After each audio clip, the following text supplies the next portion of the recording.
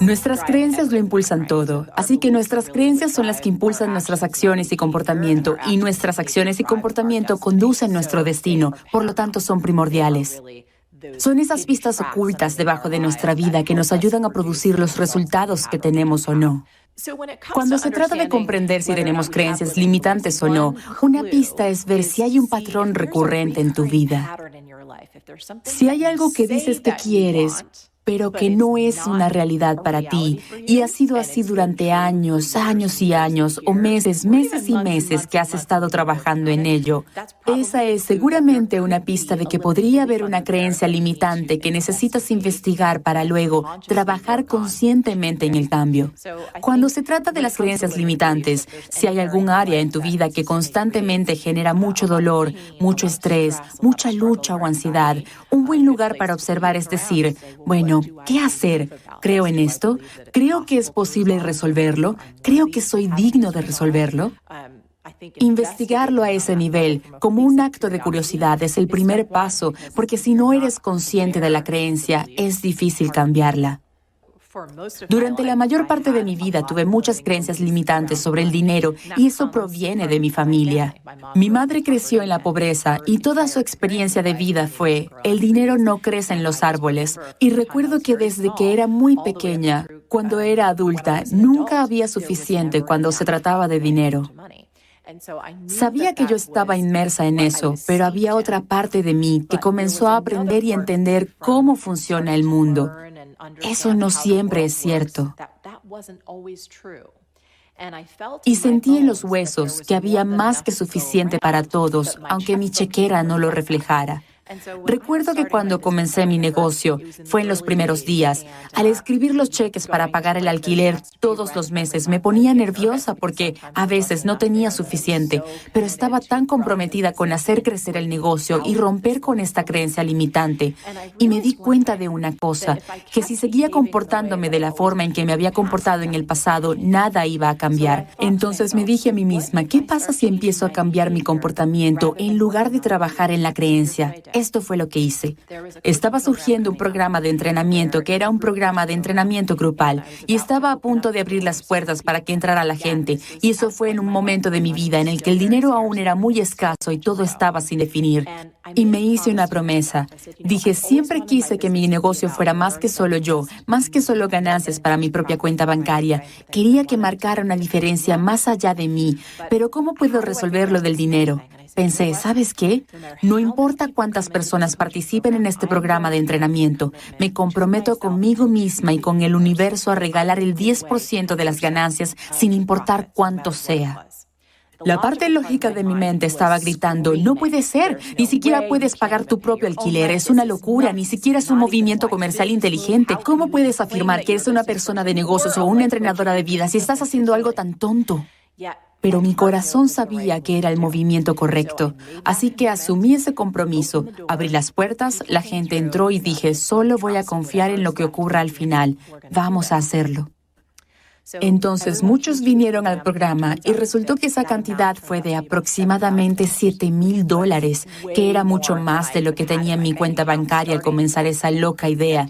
Y la idea de regalar eso me emocionó mucho y no sabía a quién se lo iba a dar. Así que estaba buscando una organización que creyera que encajaría bien con mis valores y siempre he defendido el empoderamiento de las niñas y las mujeres. Resulta que había una iniciativa que se estaba iniciando llamada Girl Up y se trataba de darle un vistazo a cuántas niñas en todo el mundo se les niega la educación y hacer lo que se pueda para que vuelvan a la escuela. Me puse en contacto con la directora de ese programa y me dijo, oye, vamos a celebrar una fiesta de lanzamiento en la ciudad de Nueva York. ¿Quieres venir? Le dije, me encantaría y, por cierto, me gustaría hacer una donación. Y ella me dice, es increíble. Siempre soñé con tener uno de esos grandes cheques y poder dárselo a otra persona. Y le dije, ¿te importa si te doy el cheque, pero un cheque grande? Ella me dice, eso sería increíble. Entonces fui a FedEx. Tengo el cheque grande listo. Recuerdo que subí al escenario y comencé a gritar porque no podía creer que 8 semanas atrás no sabía si iba a poder pagar mi propia renta. Y ahora estaba siendo capaz de entregarle un cheque de $7,000 a un grupo de jóvenes que lo necesitaba mucho más que yo. Subí al escenario, entregué el cheque, salí del escenario y alguien se me acercó y me dijo, Marie, eso fue increíble, quiero saber más de tu trabajo y lo que estás haciendo. Le dije, gracias, eso es genial. Y ella me dijo, trabajo para Richard Branson, estamos a punto de hacer un viaje con él y algunos empresarios a Sudáfrica y nos encantaría invitarte a venir. Comencé a saltar de un lado a otro en ese momento porque siempre fue uno de mis ídolos de negocios. Era alguien a quien siempre había admirado, ya que encarnaba tanta creatividad y capacidad de brindar alegría y propósito a todas sus empresas. La idea de que al seguir mi corazón y lo que sabía que era verdad, era que había más que suficiente para todos, no solo para mí, sino para los demás. Eso desencadenó ese efecto dominó, cambiando mi propia creencia limitante en torno al dinero. Ese fue el comienzo del despegue de mi negocio y que luego me permitió interactuar y conocer a muchas otras personas en ese viaje que pudieron inspirarme a seguir creciendo en términos de mi generosidad y la diferencia que quería marcar.